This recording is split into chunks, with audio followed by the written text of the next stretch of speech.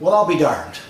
It looks as though the government of Uganda has been hounded into submission over the private member's homosexuality bill, anti-homosexuality bill, and have dropped the most offensive clause.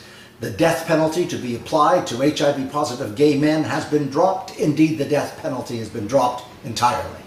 How did it happen?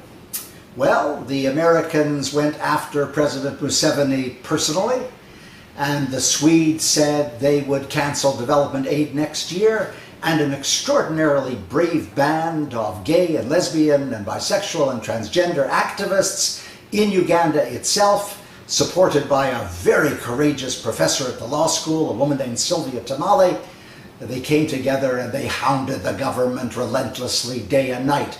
And then they were joined by a battalion of international NGOs who called the anti-homosexuality legislation for what it was: vile, ugly, and despicable, the ultimate violation of human rights.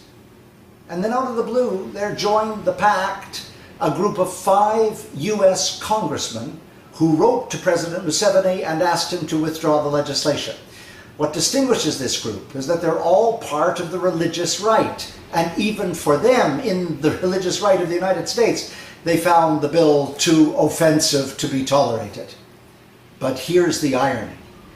These 5 US congressmen, they're the same people who have been so loud and offensive, saying that homosexuality is immoral and ferociously opposing gay marriage. And they are actually responsible for the legislation in Uganda. The bile of homophobic hate which they spewed found its way into the legislation, and the religious right of the United States funds the lunatic religious right of Uganda. And lunatics they are, particularly at the top, the clerics themselves. This is not sane Christianity. This is Christianity of the Middle Ages. What is important is that President Museveni continue to feel the pressure. It isn't enough to expunge one clause in the bill. The entire piece of legislation must be expunged. I'm Stephen Lewis.